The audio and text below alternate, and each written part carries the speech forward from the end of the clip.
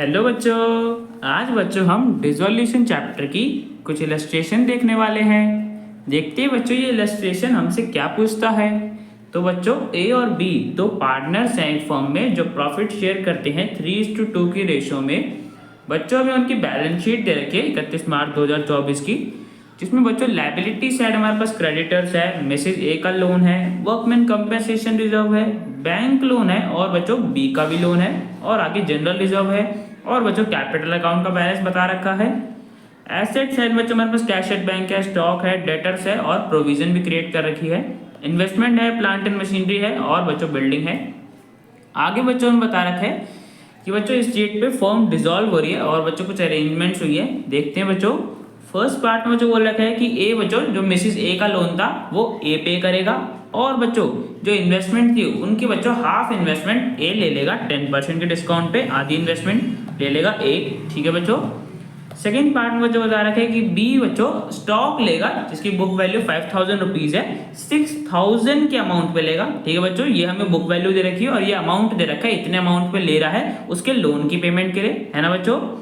Third part में बच्चों बोल रखे हैं कि जो बाकी की इन्वेस्टमेंट्स होंगी उनको बच्चों सोल्ड करा गया है 10% के डिस्काउंट पे।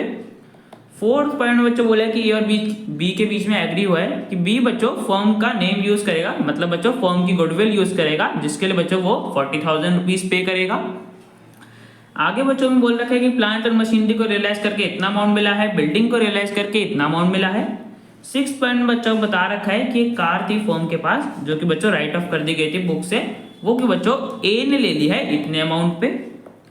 आगे बच्चों और बोल रखा है कि क्रेडिटर्स को बच्चों 90% पे कर दिया गया है उनके ड्यूज के सेटलमेंट में। ठीक है बच्चों, 10% का डिस्काउंट दिया है मतलब बच्चों क्रेडिटर्स ने।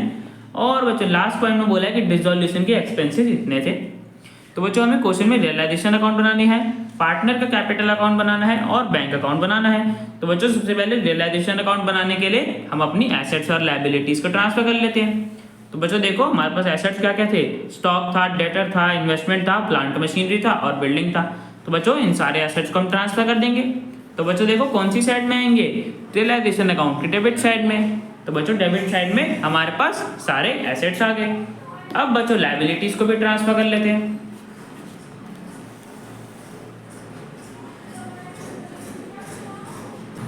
हाँ तो बच्चों देखो लायबिलिटीज में हमारे पास क्रेडिटर्स है, मिसेज ए का लोन है, वर्कमैन कंपेंसेशन रिजर्व को तो बच्चों हम ट्रांसफर नहीं कर सकते ना, बिकॉज बच्चों ये तो पार्टनर्स के बीच में डिस्ट्रीब्यूट होगा। बैंक लोन को बच्चों ट्रांसफर कर देंगे, बी के लोन को बच्चों हम ट्रांसफर नहीं कर सकते, पार्टनर का लोन है। और बच्चों जनरल रिजर्व को तो हम डिस्ट्रीब्यूट कर देते हैं और बच्चों कैपिटल अकाउंट का बैलेंस तो हम कैपिटल अकाउंट में लिखेंगे। तो बच्चों देखो हमें क्या क्या लायबिलिटी ट्रांसफर करनी है, सन्ड्री क्रेडिटर्स, मिसेज ए का लोन, बैंक लोन और बच्चों प्रोविजन बच्चों लायबिलिटी होती है ना। तो बच्चों सारी लायबिलिटीज हमारा ट्रांसफर कर देंगे। कौन सी साइड में आएंगे बच्चों, रियलाइजेशन अकाउंट की क्रेडिट साइड में। तो बच्चों हमारे पास क्रेडिट साइड में सारी लायबिलिटीज आ गई और डेबिट साइड में सारे एसेट्स आ गए। अब बच्चों देख लेते हैं हमारे पास एसेट्स का ट्रीटमेंट क्या हुआ है फर्म के डिसोल्यूशन पे। तो देखो बच्चों उसके लिए हमें बता रखा था कि बच्चों ए ने इन्वेस्टमेंट ले लिया हाफ 10% के डिस्काउंट पे। तो बच्चों देखो हमारे पास इन्वेस्टमेंट कितनी थी 60,000, उसकी बच्चों हाफ ले लिए मतलब आधा कितना हो गया बच्चों 30,000 की बच्चों ए ने इन्वेस्टमेंट ले ली है 10% के डिस्काउंट पे। तो बच्चों 10% डिस्काउंट निकाल लेंगे।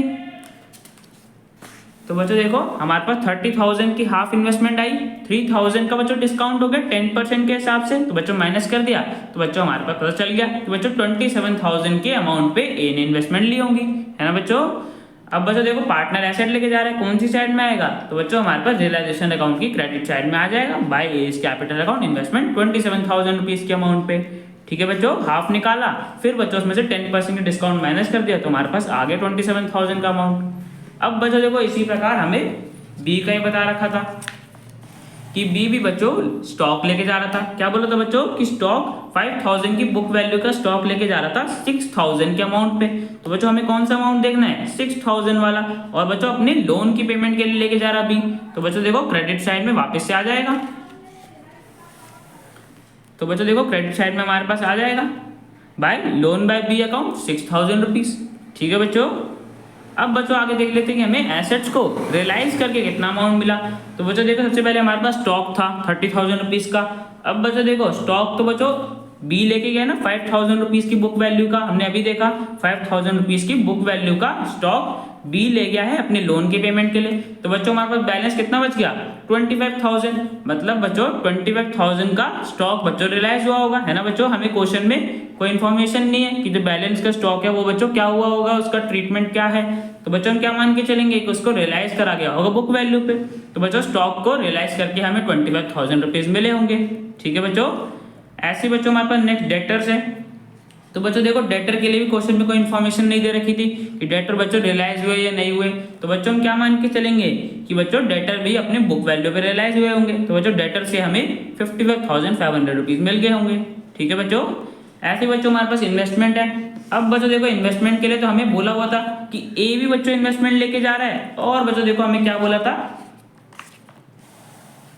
सबसे पहले तो बच्चों में बता रखा था कि ए हाफ इन्वेस्टमेंट लेके जा रहा है। तो बच्चों हमारे पास टोटल इन्वेस्टमेंट कितनी थी 60,000, उसमें से बच्चों हाफ 30,000 की इन्वेस्टमेंट ए ले गया था।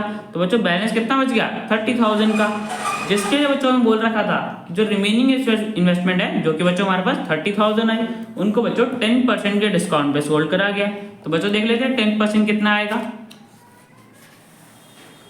तो बच्चों 30,000 थी टोटल इन्वेस्टमेंट, उसमें बच्चों 10% का हमने डिस्काउंट निकाल दिया। तो बच्चों हमारे पास आ गया 3,000। अब बच्चों माइनस कर देंगे तो हमारे पास पता चल जाएगा कि इन्वेस्टमेंट को रियलाइज करके कितना अमाउंट मिला है। तो बच्चों माइनस करने पे हमारे पास वैल्यू आ रही 27,000। तो बच्चों जो रिमेनिंग इन्वेस्टमेंट बची थी उनसे बच्चों रियलाइज करके हमें इतना अमाउंट मिला होगा, ठीक है बच्चों। आगे बच्चों हमारे पास प्लांट एंड मशीनरी थी और बिल्डिंग थी। तो बच्चों इन दोनों के लिए हमें बता रखा था कि इतना इतना अमाउंट बच्चों इन्हें रियलाइज करके मिला है। तो बच्चों ये अमाउंट भी लिख देंगे। तो बच्चों देखो हमारे पास क्रेडिट साइड में आ गया प्लांट एंड मशीनरी बिल्डिंग। यहाँ पे बच्चों हमने देख लिया सारे एसेट्स को हमें रियलाइज करके बच्चों टोटल इतना अमाउंट मिला है। अब बच्चों देखो हमें दो और पॉइंट बोले हुए थे, क्या बच्चों, हाँ तो बच्चों देखो 6 पॉइंट बच्चों हमें बोला हुआ था कि फर्म के पास बच्चों एक कार थी जो कि बच्चों राइट ऑफ कर दी गई थी बुक से। अब वो बच्चों ए ने ले ली है 23,400 रुपीज के अमाउंट पे। तो बच्चों हम ट्रांसफर कर देंगे क्रेडिट साइड में, बिकॉज बच्चों पार्टनर एसेट लेके जा रहा है। तो बच्चों क्रेडिट साइड में आ जाएगा by as capital account car लेके जा रहा है 23,400 रुपीज के अमाउंट पे, ठीक है बच्चों। ऐसे ही बच्चों हमें बोल रखा था कि बी भी बच्चों एसेट लेके जा रहा था।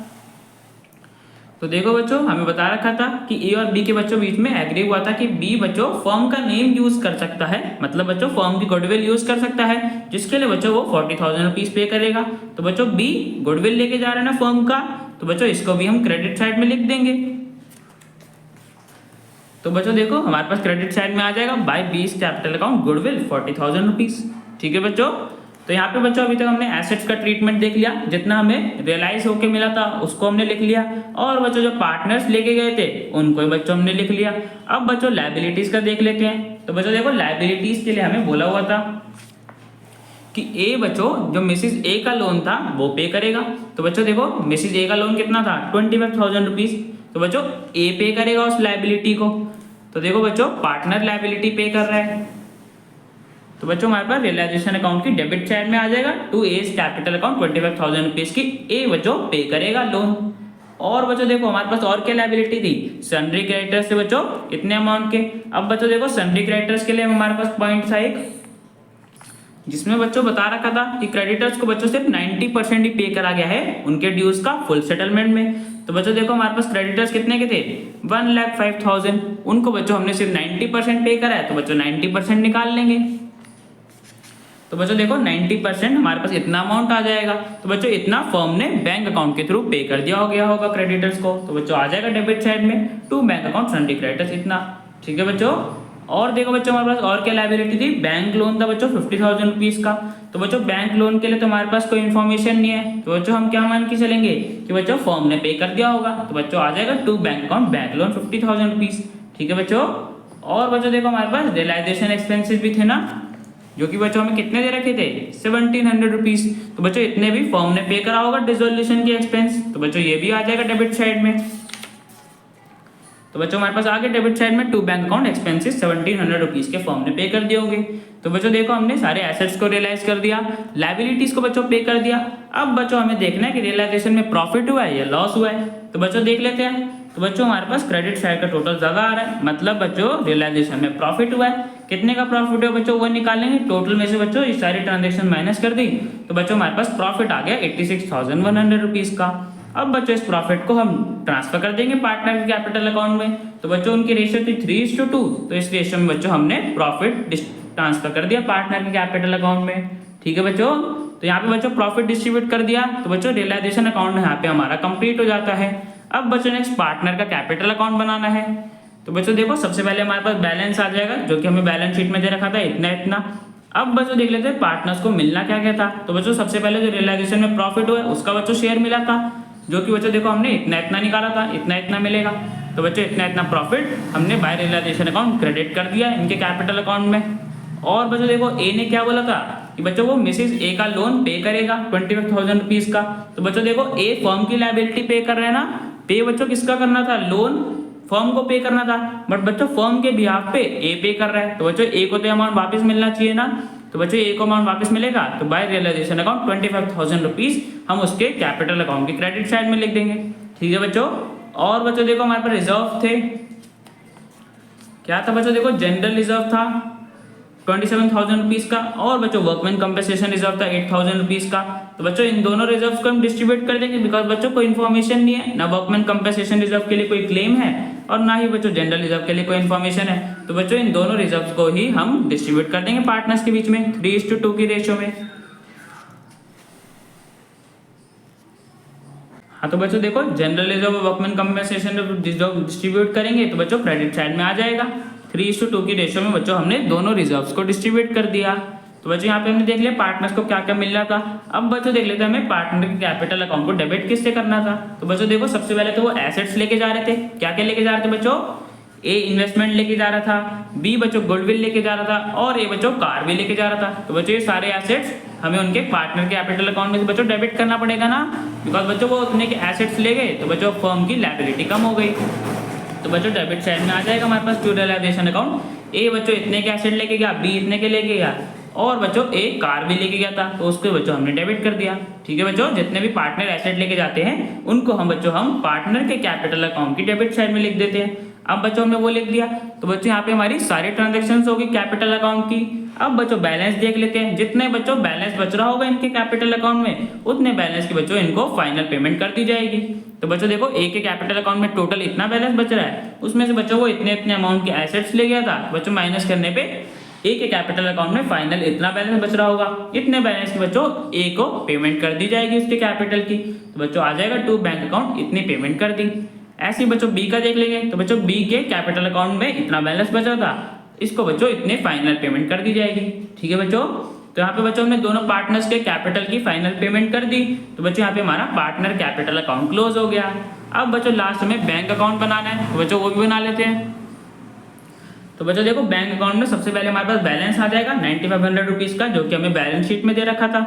और बच्चों हमें कहाँ से मिला था बैंक अकाउंट में, बच्चों एसेट्स को रियलाइज करा था तो बच्चों वो अमाउंट मिला था ना, जो कि बच्चों हमने अपने देखा था कि सारे एसेट्स को बच्चों रियलाइज करके टोटल हमें इतना अमाउंट मिला था। तो बच्चों ये अमाउंट आ जाएगा डेबिट साइड में। और बच्चों अब देख लेते हैं कि हमने बैंक अकाउंट के थ्रू पे कहाँ करा था। तो बच्चों सबसे पहले क्रेडिटर्स को पे करा था इतना अमाउंट, बैंक लोन बच्चों पे करा था इतने अमाउंट का, डिसोल्यूशन एक्सपेंसेस बच्चों पे करे थे इतने अमाउंट के। और बच्चों देखो बी के लोन का बैलेंस अमाउंट भी तो पे करा था ना। देखो बच्चों हमें क्या बोल रखा था कि बी ने बच्चों 10,000 रुपीज का लोन दिया था फर्म का, और बच्चों क्या था कि बी बच्चों स्टॉक भी लेके गया था उसी लोन की पेमेंट के लिए 6,000 रुपीज के अमाउंट पे लेके गया था। तो बच्चों देखो 6,000 रुपीज तक का ही लोन फर्म ने पे करा है स्टॉक के द्वारा। बाकी जो बच्चों रिमेनिंग 4,000 रुपीज का लोन बच्चों अभी भी पे करना है ना। 10,000 रुपीज का टोटल लोन दिया था बी ने, अभी तक बच्चों वो सिर्फ 6,000 रुपीज का स्टॉक लेके गया। तो बच्चों जो 4,000 रुपीज रिमेनिंग अभी तक हमने पे नहीं करे, अब बच्चों हम पे कर देंगे। तो बच्चों देखो क्रेडिट साइड में आ जाएगा जो बी का बच्चों रिमेनिंग अमाउंट था जिसको पे नहीं करा गया था, अब बच्चों उसको पे कर दिया गया होगा by loan by B account 4,000 rupees. ठीक है बच्चों, और लास्ट में बच्चों हमने पार्टनर के कैपिटल अकाउंट की फाइनल पेमेंट करी थी, जो कि बच्चों इतना अमाउंट आया था। तो बच्चों हमने ये अमाउंट लिख दिया। ठीक है बच्चों, अब बच्चों टोटल देखेंगे तो हमारे पास डेबिट और क्रेडिट साइड का दोनों का बच्चों टोटल सेम आ रहा है, मतलब बच्चों हमारा बैंक अकाउंट ठीक बना है। तो बच्चों यहाँ पे हमने सारे लेजर अकाउंट्स बना दिए। तो बच्चों क्वेश्चन हमारा कंप्लीट हो गया।